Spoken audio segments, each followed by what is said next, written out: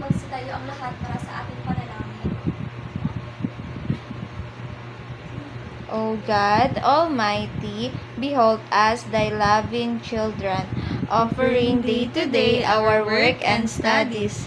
Help us, dear Lord, to be obedient to our teachers, kind to our companions, diligent to our studies, that we will merit thy blessings for ourselves, for our school, our beloved country, the Philippines. Amen. Magandang umaga mga bata. Magandang umaga po, teacher. Kamusta naman ang lahat? Okay lang po, teacher. Mabuti kung ganon. Bago kayo umupo sa inyong mga upuan, pakitingnan muna ang ilalim ng inyong upuan at pulutin ang mga kalat na inyong nakikita. Tapos na ba mga bata? Opo, teacher. Maaari na kayong umupo. Ngayon naman ay titingnan ni teacher kung sino ang mga liban sa araw na ito. Kapag tinawag ko ang inyong pangalan, itaas lamang ang kanang kamay at sabihin, narito po, teacher. Maliwanag ba mga bata? Opo, teacher. Audie Rose Alanano, Narito po, teacher. Juliana Monteverde. Narito po, teacher. Magaling! Walang liban sa araw na ito. Bigyan natin ng masigamong palampakan ng ating mga sarili. Mga bata, sino ang makapagbahagi kung ano ang dapat gawin kapag si teacher ay nasa harapan? Teacher. Yes? Huwag mag-ingay, teacher. Tama, ano pa? Teacher. Yes? Makinig po kay teacher. Maasahan ko ba ang lahat ng ito sa inyong mga bata? Opo, teacher. Ngayon, bago tayo tumungo sa ating talakayin, sino ang nakakaalam kung ano ang tinalakay natin ng nakaraang araw? Teacher. Yes? Mga partisipasyon ng mga kababaihan sa Rebolusyong Pilipino, teacher. Tama. Sino-sino nga ang mga kababaihan na nabanggit noong nakaraang talakayan? Teacher. Yes? Si Gregoria de Jesus po, teacher. Tama. Si Gloria de Jesus, siya ang nagtago ng mga lihim at dokumento ng mga katibunero. Sino pa? Teacher. Yes? Si Marcela Agoncillo, teacher. Tama. Ngayon, ano naman ang inyong papansin sa harap ng pisara? Teacher. Yes? May mga tao po, teacher. Tama, may dalawang tao. Sa tingin nyo, ano ang mga trabaho ng mga tao na ito? Teacher. Yes? May nangingisda po, teacher. At magsasaka. Ngayon ay ipapangkat ko kayo sa 4 na pangkat. Ito ang pangkat 1, pangkat 2, pangkat 3, at pangkat 4. Sa tuwing makakasagot ang pangkat 1 ay makakatanggap sila ng palay. Ang pangkat 2 naman ay makakatanggap sila ng mga kagamitan. Pangkat 3, mga isda, at ang pangkat 4 ay mga kagamitan paninista. Maliwanag ba mga bata? Opo, teacher. Ang sino ang makakuha ng madaming puntos ay siyang panalo at makakatanggap ng gantimpala kay teacher. Maliwanag ba mga bata? Opo, teacher. Ngayon mga bata, gusto niyo bang umawit? Opo, teacher. Alam niyo ba ang tono ng Leron-Leron Sinta? Opo, teacher. Ngayon ay may ininda akong awit dito. Si teacher muna ang kakanta, pagkatapos ay sabay-sabay na tayong lahat. Maliwanag ba mga bata? Opo, teacher. Sa bukid at dagat, sila'y naroon. Magsasaka mangingisda sa araw at ambon. Nagpapakahirap araw-araw para may pagkain ang bawat pamilya. Mahalaga ang hanap buhay, ito'y ating yaman. Kabuhayan ng bansa, ito'y kailangan. Ating pahalagahan, suportahan tunay. Dahil sila ang haligan ng ating tagumpay. Ang magsasakay, nagtatanim bigas at kulay. Sa kanilang pawis, may pagkain sa hapag. Ang mangingisda, sa laot malayag. Para mangisda, ang bawat tahanan. Mahalaga ang hanap buhay, ito'y ating yaman. Kabuhayan ng bansa, ito'y kailangan. Ating pahalagahan, suportahan tunay. Dahil sila ang haligan ng ating tagumpay. Magaling mga bata, ngayon bigyan natin ng masigabong palakpakan ng ating mga sarili. Base sa kantang ating inawit, Ano ang dalawang hanap buhay na nabanggit? Teacher, mangingisda po, teacher. At magsasaka po, teacher. Tama. Sa tingin nyo, madali ba ang trabaho ng mangingisda at magsasaka? Hindi po, teacher. Tama, dahil ang mga magsasaka ay kailangan pang magbabad sa araw upang makapagtanim lang ng mga palay. Samantalang ang magsasaka naman ay inaabot pa ng bagyo sa dagat upang makahuli lang ng mga isda. Ano sa tingin nyo ang ginagawa ng magsasaka? Yes?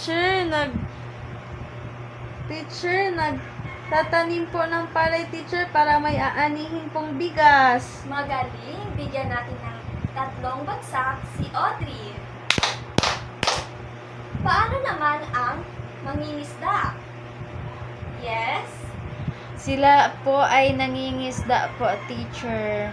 Tama, ang mangingisda ay nangunghuli ng isda upang may maibenta at may makain at maulam tayo. Ngayon naman mga bata, maideya na ba kayo kung ano ang tatalakay natin ngayong araw?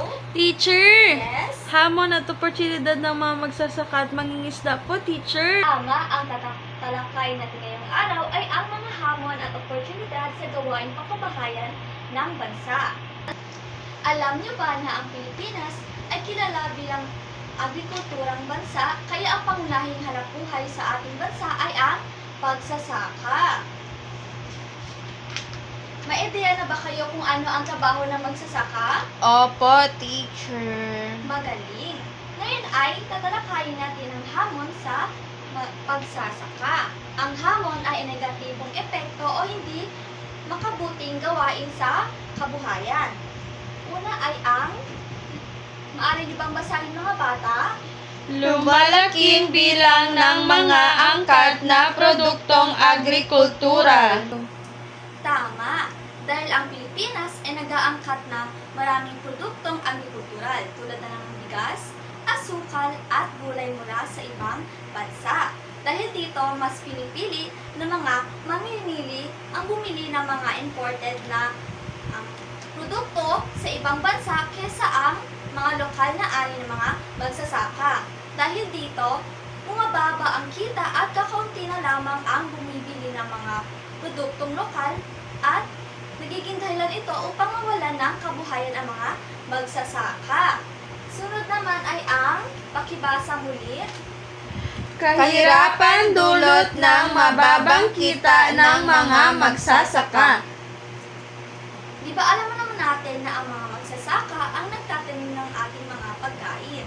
Kahit sila ang nagtatanim ng mga ating pagkain, ay kaunti lamang ang kanilang kinikita. Magkaramihan sa kanila ay matataas lamang ang puhunan, ngunit mababa ang kita. Ang ibang magsasaka naman ay walang sariling lupa at ang iba naman ay nalulunod pa sa utang para makapagtanim lang sila. Sunod naman ay ang Limitadong pondo na ipinagkakaloob ng pamahalaan bilang tulong sa maliit na magsasaka. ang mga magsasaka ay kailangan nila ng puhunan para makabili ng mga kagamitan. Maaari ba kayo magbigay ng mga kagamitan na ginagamit ng mga magsasaka sa pagtatanim?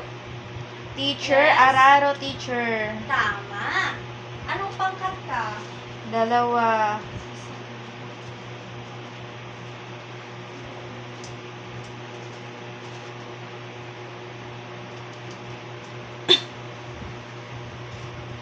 So, ang mga magsasaka ay kailangan nilang ng puhunan upang makabili ng mga kagamitan. Gaya ng sabi ko kanina, kailangan ng mga magsasaka ng puhunan upang makabili sila ng mga kagamitan. Ngunit, limitado lamang ang tulong na naibibigay ng mga gobyerno. Kaya halos sa lahat ng mga magsasaka ay hindi nakakapagtanim ng maayos dahil sa kakulangan ng puhunan. Sunod naman ay ang pakibasa. Suliranin sa irigasyon. Sa tingin nyo, bakit mahalaga ang tubig sa pagtatanim? Teacher, Yes? dahil sa tubig po, teacher, lumalaki po yung taniman po, teacher. Tama. Ang tubig ay mahalaga sa pagtatanim. Ngunit maraming lugar sa Pilipinas ang walang maayos na tubig o irigasyon. Kaya sa panahon ng tagtuyot, ang lupa ay natutuyo at ang mga tanim ay hindi tumutubo. Sunod naman ay ang pakibasa. Suliranin sa kalamidad.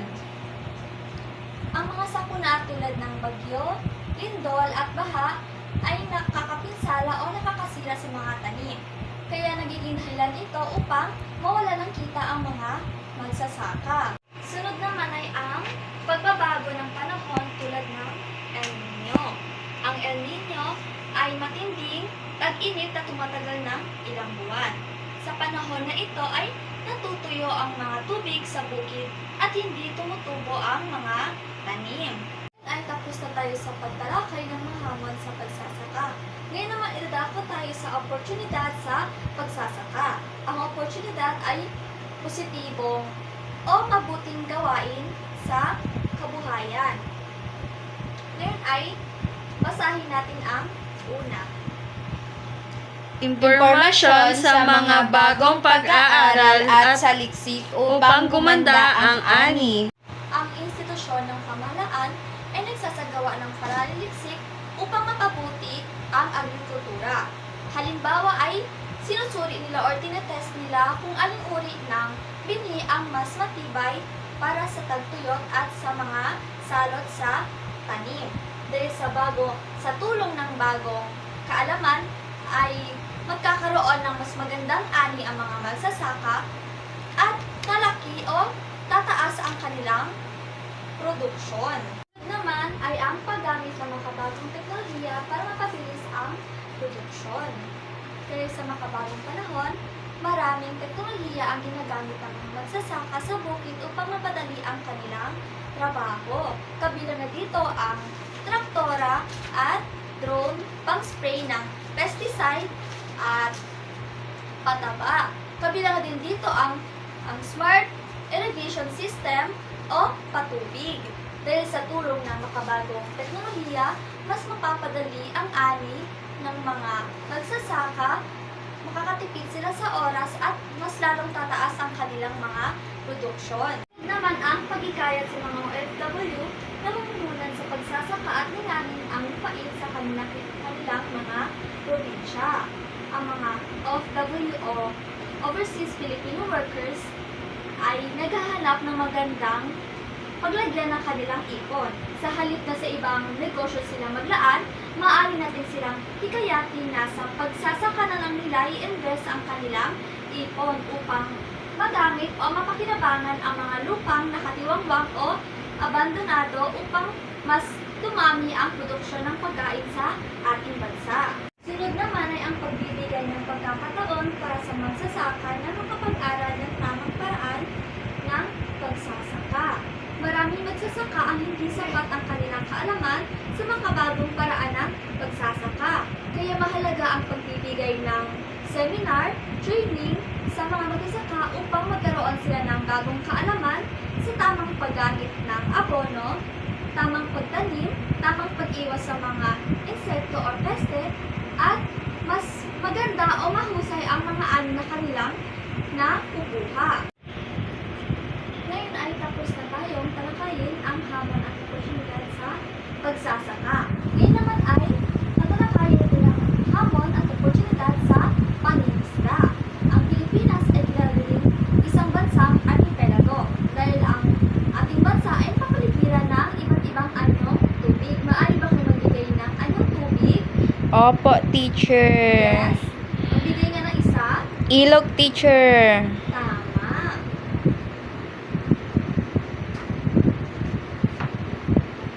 Ay tatalakayin na natin ang hamon sa pangingisda. Una ay ang climate change. Maaari bang masahin?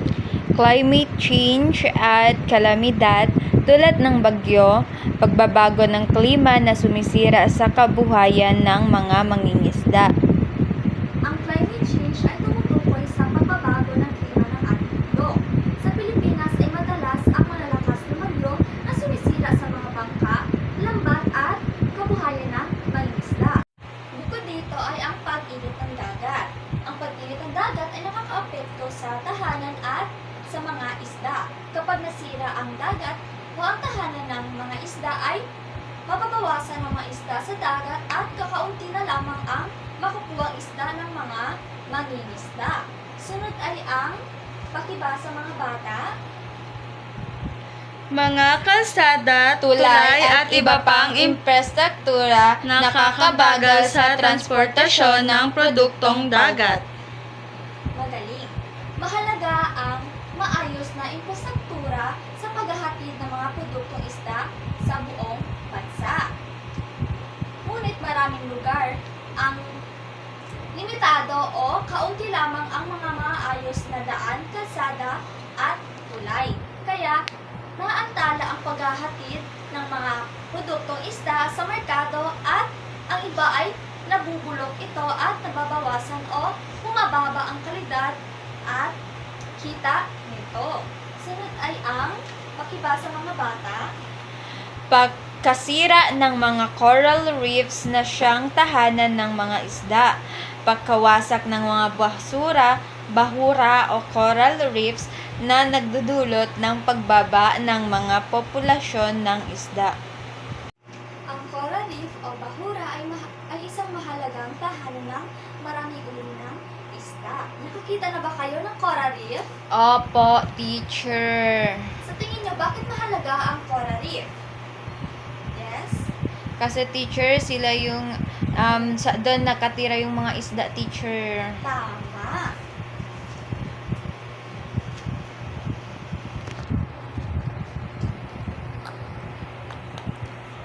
Kapag nasira ang coral reef o bahura ay mawawala ng tahanan ng mga isda at kakaunti na lamang ang kita o mga isda sa dagat. Ngayon naman, idadako tayo sa oportunidad sa pangingisda. Maaari niyo bang basahin mga bata? Pagpapatatag ng Philippine Fish Marketing Authority o ang PFMA. pagpapalakas ng ahensya na mamahala sa pagbebenta ng isda sa bansa.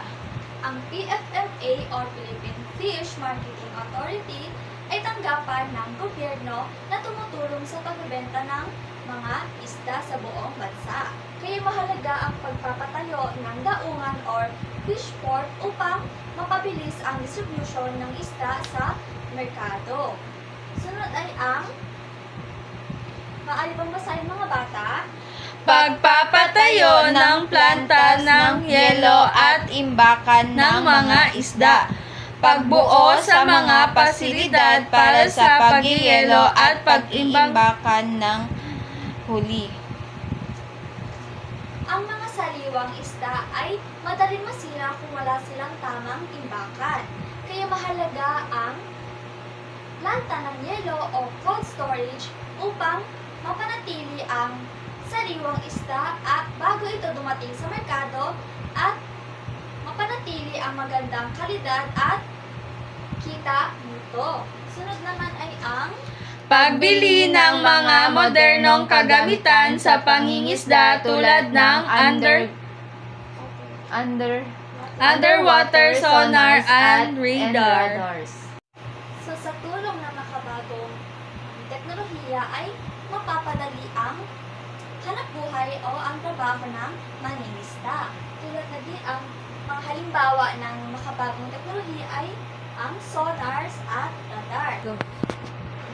Ang sonar at radar ay pinapadali nila ang pagtukoy o paghanap ng mga lugar na maraming isda upang mapadali ang pagtrabaho at mapatipid ang oras ng mga mangingisda.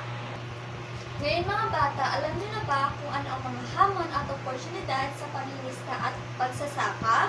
Opo, teacher!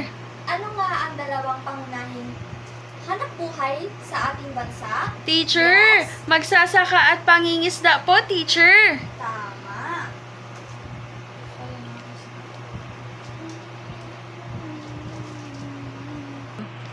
Maaari ba kayo magbigay ng isang hamon para sa pagsasaka? Teacher, Yes. tagtuyot po, teacher. Tama. Paano naman ang sa hamon sa Pangingisda. Yes. Climate change, teacher. Magaling! Ngayon ay magkakaroon tayo ng pangkatang gawain upang matignan ni teacher o masiguro ni teacher kung talagang naintindihan niyo ang ating tinalakay. Naalala niyo pa ba ang inyong mga pangkat, mga bata? Opo, teacher! Hinanda ako ditong scenario card. Ang nilalaman ng scenario card ay mga hamong pang kalikasan. At ang gagawin niyo lamang ay ipapaliwanag kung ano ang epekto ng hamong pangkalikasan sa pagsasaka at sa pangingisda. At magbibigay kayo ng solusyon kung paano ito mapapabuti. Maliwanag ba mga bata? Opo, teacher! Pumili kayo ng isang membro sa inyong grupo upang pumunta sa harapan at ipaliwanag ang hamong pangkalikasan. Pangkat isa, maaari na kayo magsimula.